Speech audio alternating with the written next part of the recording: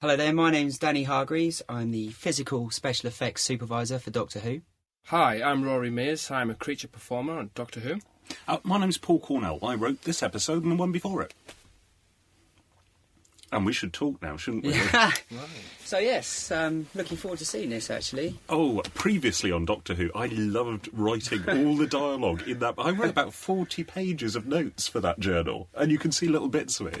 It's real, and the art's really lovely. Visually, there's so much going on really. When we started off this story, Russell said to me, this is going to be the one with no computer effects. We're going to do everything mechanically. I love it when he says that. Well, this is your thing, isn't it?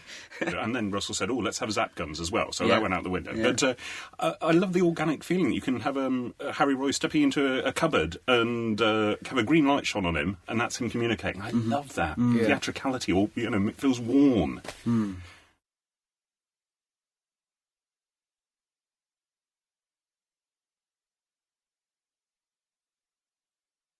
When you have true horror, I think you can't overdo the CG too much. That movement you guys do, the scarecrows, is that choreographed? It is choreographed, yeah. Yeah, they come up with some movement, and then Ilsa spends a day with us, and then discusses the movement, and we all try it out, so then by the time we're ready for camera, it's all down pat. You're scaring many, many small children across Britain. I'm sure that's a lifetime ambition. Oh, yes, absolutely.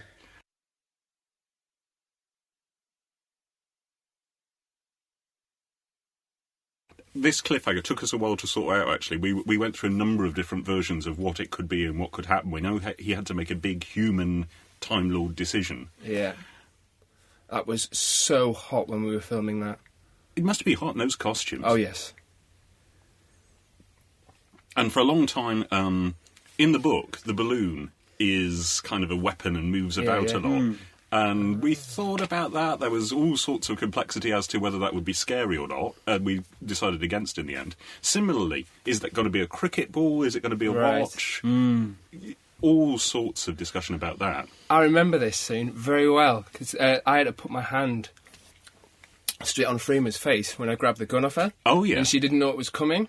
So the reaction that we got the first time round is a natural reaction. Oh, let's see that. Is that going to happen in a sec? Very soon. It's Freema's so good in this story. So much her story as well. The way Charles favours her all the way through. And he is so good as well. Yes. Did we miss the grabbing? No, we're still there for the grabbing. Yet. That's it, they chase them out, don't they? That's right, yeah. Now, I was supposed to do a pyrotechnic flash inside, but it was I wasn't allowed because of the location, so... I heard that I wasn't out there for the locations. I was there for studio, and I heard that there was bad weather and... Oh, it was rubbish. It was very windy, wasn't it? Yeah. Because a couple of times they couldn't put the cherry picker up for the lights, could they? No. And Freema, she enjoyed all of this, didn't she, really? She was great fun. Yeah. It's so her show. Yeah. I love the warmth Charles Palmer, the director, puts into it, and the way he makes it her journey. It feels so much like a real place. You're really there. You know how everything smells, even. That's so Charles. It's not show, but it's there great. You go. That's you, isn't it? Yeah. That was her real reaction. That was her real reaction. I remember during some of this time, one of those things that actors have to do, she has to reel off the list of bones in the human hand to prove that she's a real doctor later on. And between every take, Lindsay Alford, the script editor, was running up to her with a cheat sheet, going, "OK, give me them," and she would give them back to her. Brilliant. The things actors have to do. Yes. Which of those is you? I can't remember. We all look the same. How many actual physical scarecrows were there? There were 6, I believe. Because we get army of scarecrows in a bit, don't we? Yeah. Yeah, there was a few multiplication shots, yeah. And the 6 scarecrows, also the same 6 Cybermen as well, and every other monster as well, Pigmen and... oh, you're a little gang. A gang of monsters. It is. It's good fun. It's one big happy family. And I should say Jessica Stevenson in this, just blowing me away Lovely all lady, the time. yeah, really, very nice. I've worked with her before in other productions, so, really nice lady. Who did you have to really get involved with physical effects-wise this time round? Well, mainly, obviously the scarecrows, which we all know and worked with before. But generally, David's brilliant. He gets well into all the action and he does everything himself. So I mean, he's he enjoys it, but pretty much all of them. We've got a big scene coming up towards the end, so I'll save that one. Yeah, I was there when Rebecca Staten, playing Jenny and then Mother of Mine, was dropped. Well, not actually dropped, but lowered really swiftly on a hoist. Yeah, we had the wind machine below her blowing, so she was, falling. It looked like she was falling. Out of the doors of the TARDIS at the end of the... Scene, loads of wind. And, I'm amazed at actors and the way that they do that as part of their craft. You won't get me up there. And, Gatling guns. Gatling guns, and young lads as well, firing guns. So many toe very meetings. nerve-wracking, but they loved it, obviously. Way back at the start of the process, we were told we're not sure if we can have kids firing guns. Yes, and we did. And I think that's one reason why the scarecrows work so well, because they don't even look organic. It doesn't look like they're killing anything. Now, the death shots for that were quite fun. Yeah. So, were you staggering about under his pyrotechnics? Is that how it... No, the actual falling over was a separate shot, but they just laid crash mats down and we all fell on each other a few times until they decided that was the one that they liked the best. It must be a life, being a gang of monsters together, falling on each other, going out to the pub afterwards. Sounds good. It is, it's great fun. Yeah, I've killed you a few times, haven't Once I? or twice, yeah. Good. And so clipped and wonderful. Pip Torrens there, not only discipline but decency as well, walking that fine line between them. And that's something we again talked about an awful lot in the process of writing this. Where's the line between pacifism and discipline? Because the boys actually do successfully hold out with those Gatling guns for quite a while. Yeah. And, scary balloon girl. Yeah. I mean, all of them are very scary in many different ways, aren't they? It's... I'm hoping to ask it's the eyes, I think. The rate of bedwetting in Britain. There we are. Yeah. All on one side. Yeah. All the heads. Yeah. That was one of the things that we added to it, was whenever they wanted just a very slight movement, it was just the tipping of the head to one side, nothing else. Because the lead aliens, the family, do that. Yeah. And I guess... we picked it up from them. Yeah. David calls them jackstraws for some strange reason. I think that's a Scottish thing. I've never heard them called anything but scarecrows. But Yeah, strange. Yeah. Oh, he is so good. You don't recognise him from Robin Hood. It's such a character actor thing that he's completely different. Is he in Robin Hood? He is Will Scarlet. Oh, yes. That really the mark of a character actor. Yes, indeed. This was a freezing night. Wasn't it just? Really very, very cold night. Yeah. One of the other things I love about these whole two-parters is the countryside. The fact we get such a lovely countryside feel from the whole thing. All these lovely shots down valleys. And yes, very, very picturesque where we were. Wasn't it? Where was it exactly? It was near Brecon, wasn't it? Yeah. A bit of a travel from the studio, but and from Bristol. Well, I was from London, so yeah, we all travelled far to be there. But very, very pretty. I don't think he had to act very much when he first came out the door and said, "It's freezing tonight. What are we doing out here?" But for me, I as the effects person, I'm not really involved in these sort of scenes. I'm only around when the action is. So everyone always sort of asks me, what are we doing today then, Danny? So I don't ever see this. This is the first time I've seen this. Well, I was on set precisely twice. When David wakes up at the start of the whole show, and when you were dropping Rebecca off your rig. Me and Helen Rayner sat on the TARDIS watching. Helen Rayner is the script editor, and she was the script editor right at the start of us preparing this show. But Lindsay Alford took over as script editor after a little while, Lindsay being the incomer. It's always good when you're sitting on the TARDIS set to find a light source underneath, so it's not as cold as the rest of that warehouse. Rebecca being fanned as she was dropped, she must have been freezing up there. Yeah. I love the fact that David plays John Smith so differently from the Doctor. Yeah, I was going to say, I mean, it's quite strange to see him in such a sort of vulnerable role, really, isn't it? He's always such this big action hero and sort of knowing what's going on, and then... super confident. Yeah. I guess that's what the story's about. How scary is it when the Doctor's not there and the monsters come along? Yeah. Here we go. What? This is you blowing the door down, is it? It is, yeah. I mean, we sort of pre-weaken the door so that the guys can push it open. And you see the guys barricading the doors, getting the guns ready here. So that's a real building. Do you add a new door? Yeah, we just replace the cross brace that goes across the door there. We just make a soft version, and we pre-cut it. So when the guys push it, it sort of snaps, and then they'll sort of walk in. You might notice that on the scarecrows themselves, they have little pockets. Uh-huh. And you look really closely, and in those pockets we had the pyrotechnics sort of concealed. So when the guys are firing off the guns, you'll get these miniature sort of explosion projecting the debris outwards. So if you look really closely, you might just see the little pockets. You're going to get kids in the playground lolloping along. Indeed. Now, every monster we do, we try to come up with a name for the march that they do. Yeah. What's that called? That was lolloping. Yeah. Well, hey. Lolloping. Yes. Oh, okay. So is there a thought behind the lollop? That It's tried to be as unarticulated as possible. Obviously, as human beings, we have elbows and stuff, so those movements are very pronounced. And obviously, the scarecrow is all just fashioned from sticks, so it's trying to keep the movements as rigid as possible. fantastic. So, did you have much trouble with or interaction with the owner of the real building about all this stuff? About blowing up it? Well, the guy that lives there now is an old major, so you can imagine when we were doing the bullet hits and the targets and stuff like that, he was very interested how we did it. And when he came over to to ask the question, it felt like I was standing on parade, because he was like, "What are you doing here?" I was like, "Right, sir, what we're doing." But he was such a nice chap, and very, very interested. Oh, that's wonderful. Yeah, and very apt actually for the. I love the interaction between these two. They both have their own view of the Doctor or John Smith, and they both want different things to be true. And the way that Jessica plays her just on the dividing line between do we like her or don't we? I think for small children watching, they might not like her because they'll think Martha has got to be right. Oh, there's the bones. Bones of the hand. Yeah.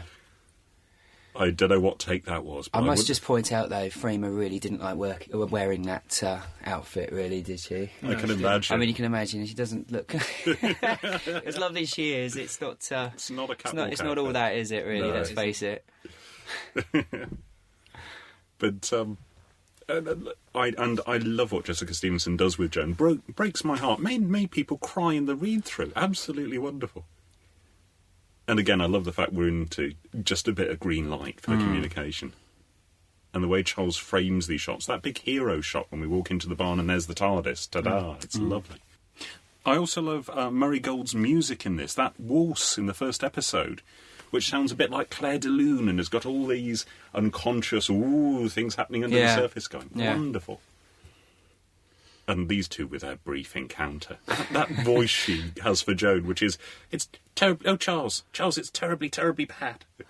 And in a good way, in a glorious way, reminding us that stiff upper lip is real for these guys. Yeah, yeah.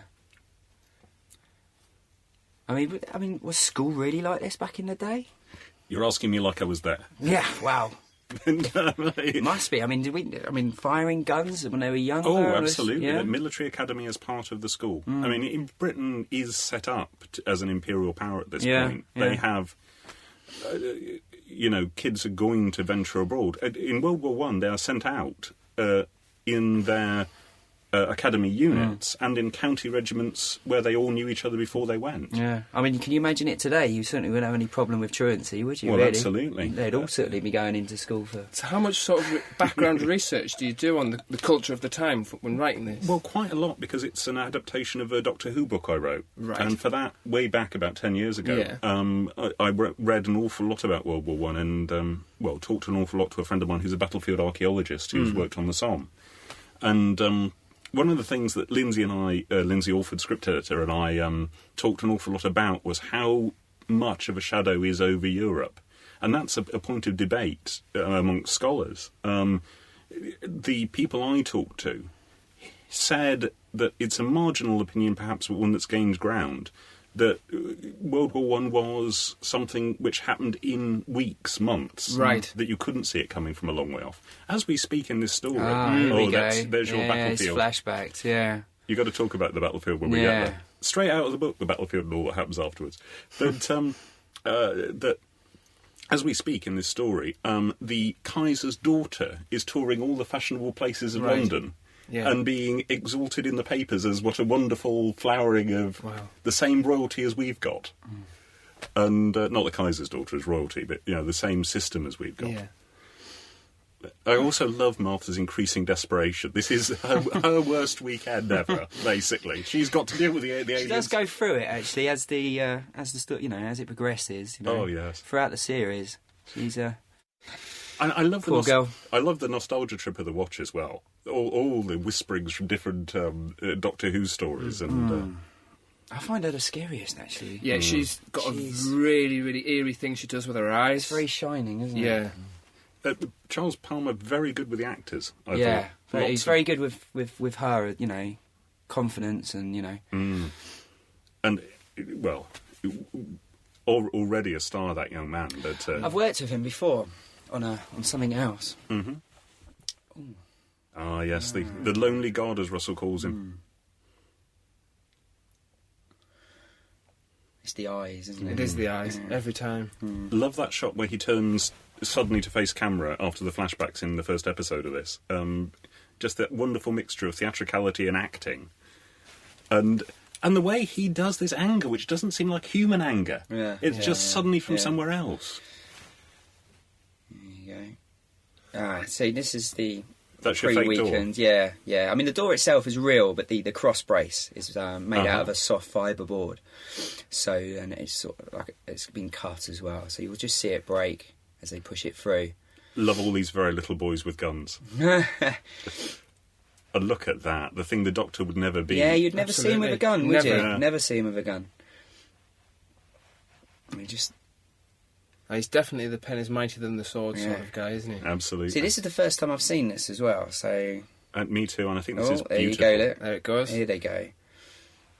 Now, we had, I think it was... nearly 50-odd hits in all the scarecrows. Now, you see all the pyrotechnics I was saying, all about the pockets, all firing off. That was myself on a big nail board. So every time I struck a nail, it was firing a pyrotechnic.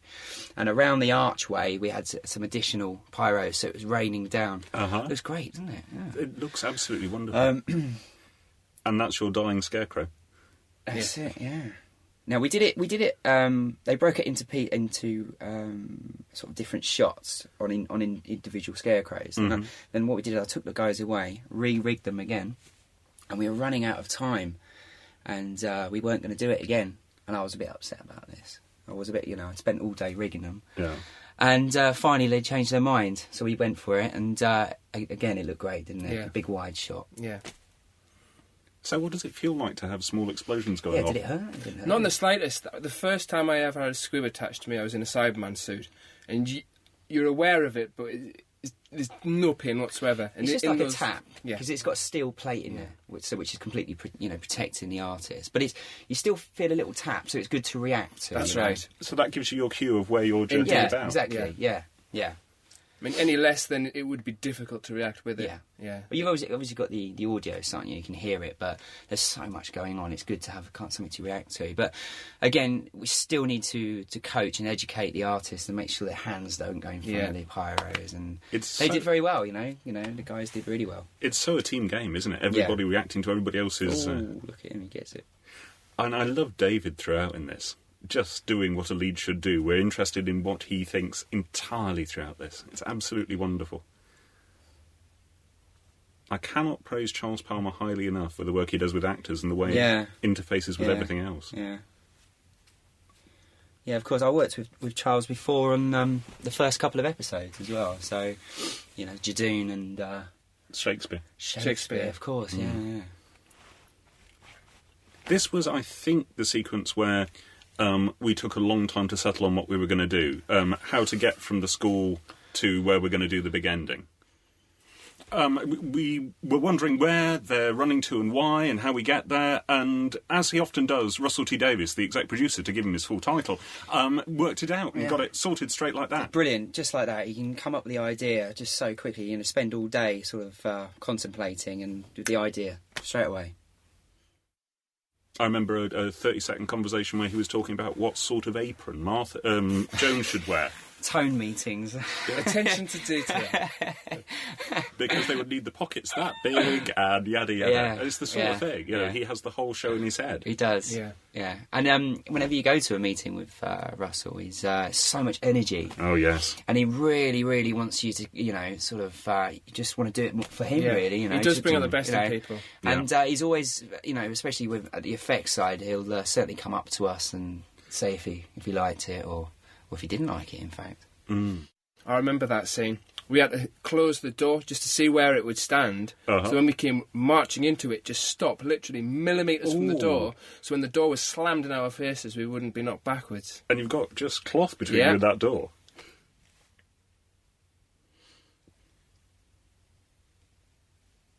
Gerard's voice did not carry out there. Gerard, I remember I used to film with him on London's Burning years ago, and he was his character was shouted. Actually, thinking about it, That suits him. A sort of loud, boisterous type character. They've all got that wonderful anger about them, the actors who play the family of blood. I think that's one of the most lovely things, how alien and scary they seem while being entirely looking like normal human beings. and I see it. They look like humans, and yet completely alien.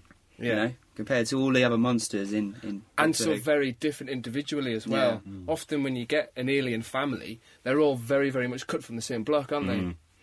One of the lovely things about this is throughout the editing process, Russell kept dragging the script back towards the book. I started off quite a long way from the original source material, and Russell pulled it all the way back, which is absolutely wonderful. Really, really flattering. I mean, how different is this compared to your vision, you know, when you wrote it? It's almost impossible to say. You're involved all the way along through, and your vision changes as you go. Yeah. But I have to say I'm tremendously, tremendously proud of it. I think it's a tremendous piece of work by the whole team.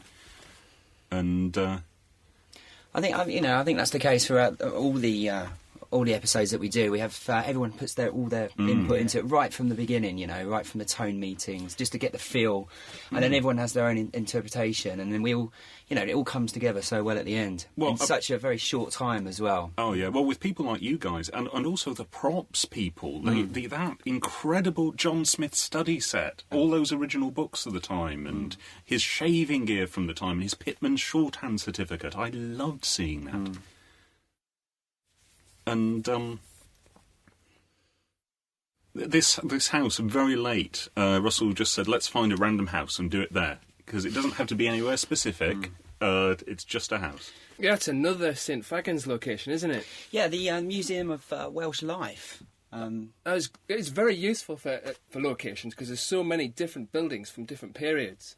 Each one of these buildings has been sort of taken down and re-erected at this museum. Phenomenal place. Stone by stone from the original locations. Wow. Yeah. So I guess this would be your 1913 house. Yeah, which would have been somewhere else in Wales, and because of, you know, progression, it... And they've got specialist directors who come in, look at the place before it moves, prepare all their materials, and then redecorate it with new materials, new paint, and it looks ancient. You go in there and and the people that were saying, this has all been moved and redecorated recently. You can bet that's a specifically aged 1913 tea set on that table as well.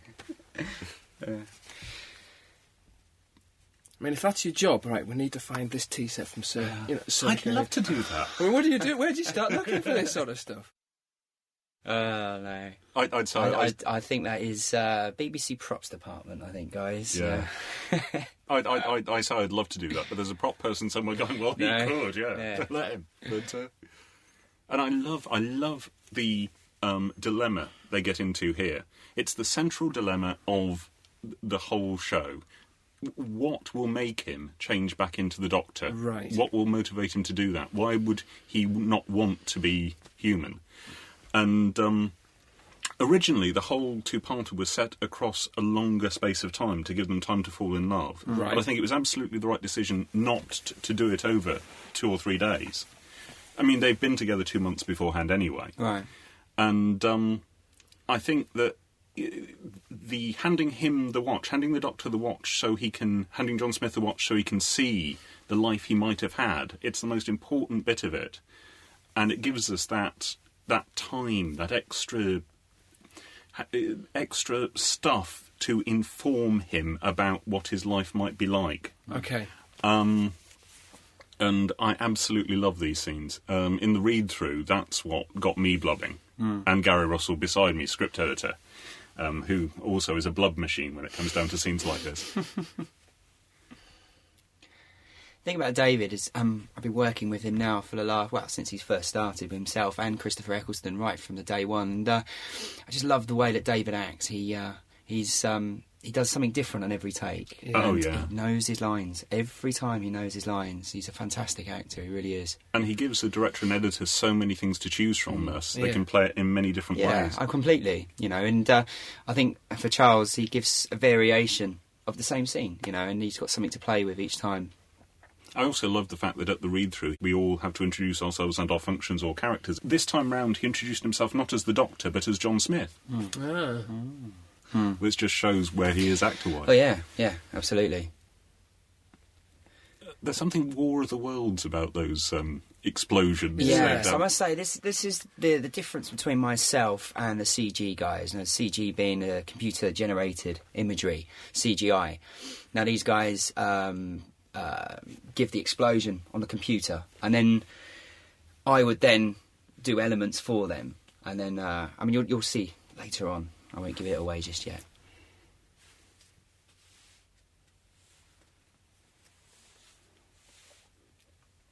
And this is the whole motivation for why the Doctor is in hiding here. That his enemies will simply die like mayflies if he waits long enough. Right. Which is a kind of merciful thing on his part to avoid a conflict entirely. Yeah. And of course, he never thought about falling in love. It wasn't on his radar. I think we all think that, don't we? It's not something you go looking for, is it? It's got to be the hardest thing to find if you actually look for it. Yeah.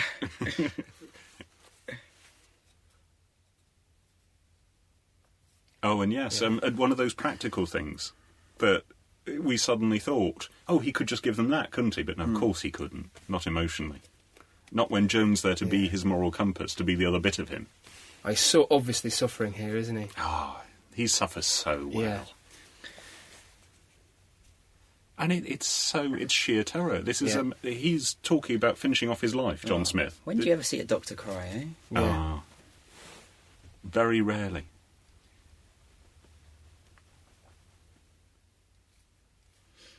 They shed, back in the 70s, a couple of gentlemanly tears every now and then, which they brushed away with a handkerchief and then walked off into the darkness. But There you go. And it's so tempting to watch them. That's the lovely thing. The direction just pulls you in and the acting pulls you in, and we're sitting here trying to commentate over it rather than enjoy it.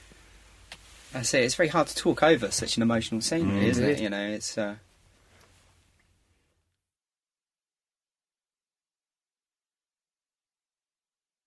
But, this is John Smith contemplating suicide, if Indeed. you like. It's Superman 2. The needs of the many outweigh the needs of the one. As they said in Star Trek 2. Absolutely. You guys know your films. Wow. There you go. I think there are some geeks amongst the Scarecrows. Blimey. Dear me.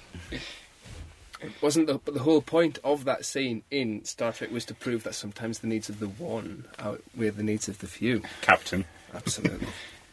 I didn't think Trekkies liked Doctor Whoers or...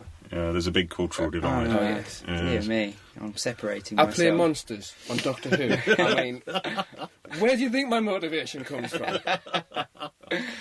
Oh, dear. Oh, this is it. The future he can't have. But wouldn't that just make it so much harder to make that choice? Oh, exactly. You got to pile everything on to give him as much pain as possible. Yes. 1920s, you see. Little 1920s hats. That's where they'd be. Originally, I took them right up into the 1950s and 60s. Okay. And we're somewhere there with a look at really Davis. old. He looked great. And that's the That's best. amazing. That's Great the best. prosthetics, isn't it? The best aging makeup I've ever seen. That's not the only time you see the Doctor looking old, actually. Is it really? No, you wait and see. You wait and see. It's very hard to do age, and they've really got it sorted there. Yeah, he looks great. Well, not that he looks great. It's almost unrecognisable, isn't it? Yeah. And that's... my dad was really ill recently, And at his absolute worst, he said, "Is everyone all right?" He wanted all the family around him and said, "Are you all right? Is everything okay?" And I thought, that's a bad sign. So that's the doctor's, John Smith's concern there. Is his family all right? Right.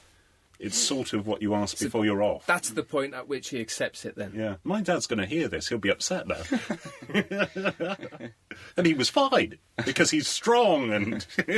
and he eats well. He does. And of course, this is Take This From Me. It's a great set, isn't it? It was a fantastic set. Yeah.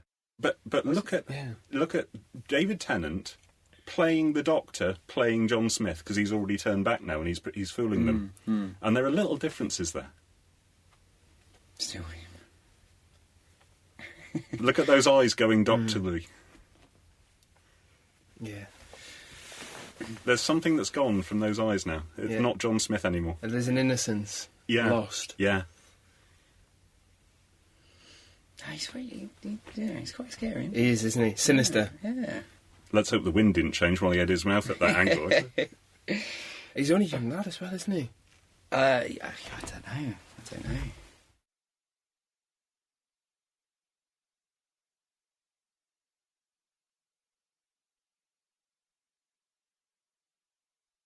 And, yes. And, I was wondering how they were going to do that, falling into controls so as to activate things.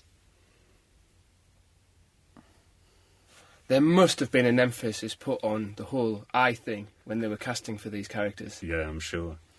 And there'll be lots of children in the playground sniffing as well. I'm not sure if that's a good thing.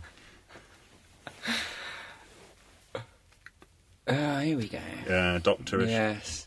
Yes, this is it. But underneath it all, that anger which is about to show itself. Yeah. Yeah, the analysis. And the deft little movements. Yes. Yeah. And he's just so much more relaxed now. Not Yeah. 1913 Drop the anymore. shoulders. No. Yeah. Again, great to watch. I mean, being on set and watching David at his work. Yeah. It's great. It really is.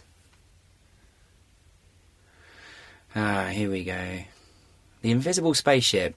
In the tone meeting, they talked about an invisible spaceship. I mean, that's a cheap way of doing it, isn't it? There you go. Look, one of the biggest explosions we've done for that's lovely. For Doctor Who and all the other productions. Wow.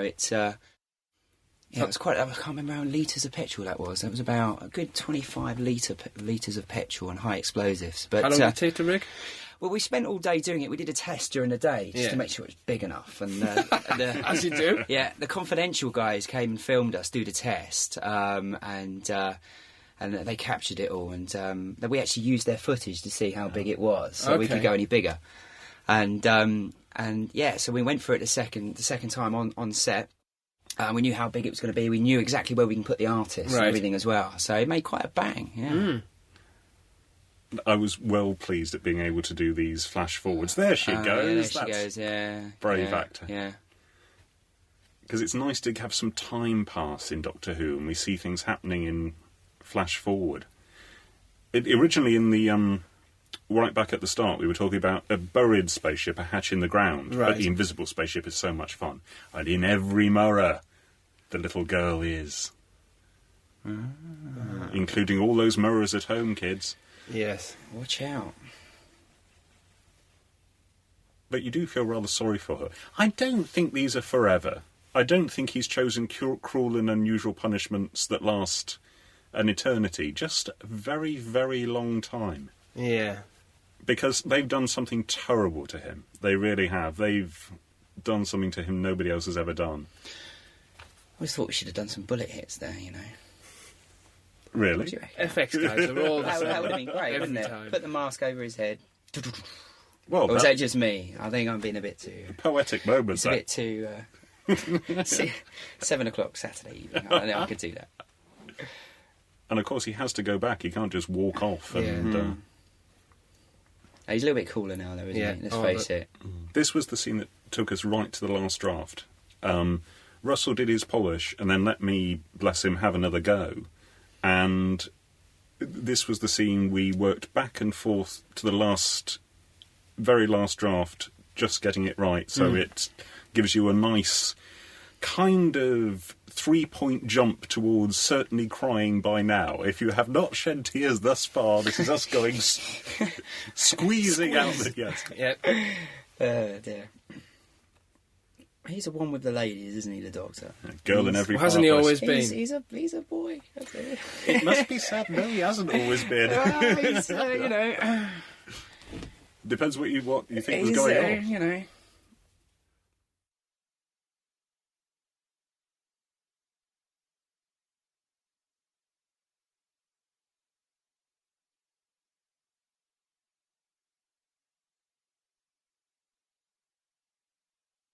Isn't she wonderful?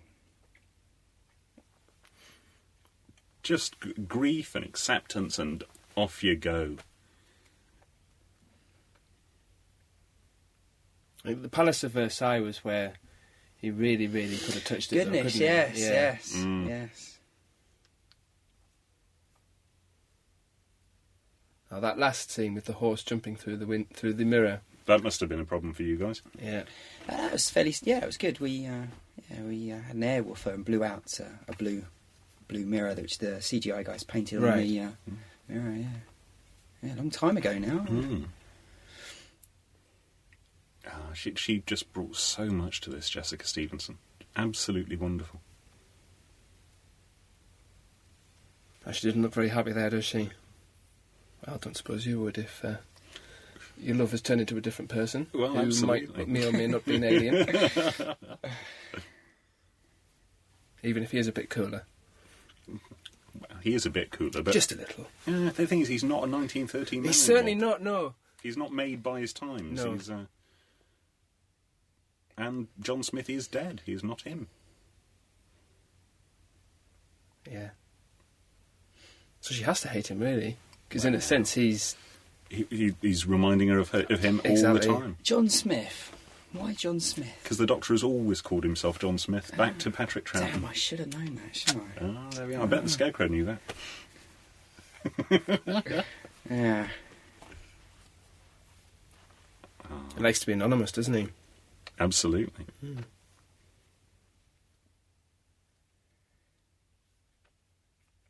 No, I like the take on Smith and Jones. Oh, yes, it really works, It doesn't worked, didn't it? Yeah. The ability to cry and on cue. demand. Absolutely. Yeah, they haven't been sprayed into her eyes by a Sign of a makeup good lady. actor, yeah. Well, she certainly wasn't bloodshot there, was she? No. And again, I love these beautiful British countryside scenes. Yeah. Now, just to the right of that, we were rigging for the explosion. Oh, right. Yeah, so it's the same field. And Martha in different costume as soon Yes, as... soon as now possible. she's looking good. She'll kill me for saying that. Oh, that- Raining that's- as well. Can you see the It's rain? not BBC rain, is it? Yes, That's no, the that real is thing. real That's rain. real Welsh That's rain. Real rain. Real Welsh rain. Yeah. Yes. Yeah. Very cold, horrible. Kind of suits the scene, though. Oh, yeah. Yeah. Oh, and you've got your big World War One battlefield in a mo. Yes, yeah. So Well, how did you do... Where is the World War One battlefield?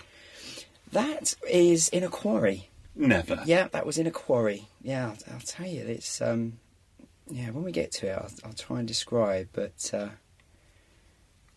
BBC filming Doctor Who in a quarry. What yes, next? we spend a lot of time in quarries, yeah. throughout the series. Yeah. You'll see it There's doubles up another as one great coming up as planets. well. Yeah, Yeah. different planets.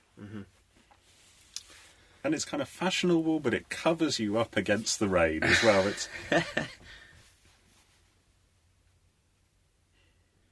And the watch these days is now just a watch, Yeah.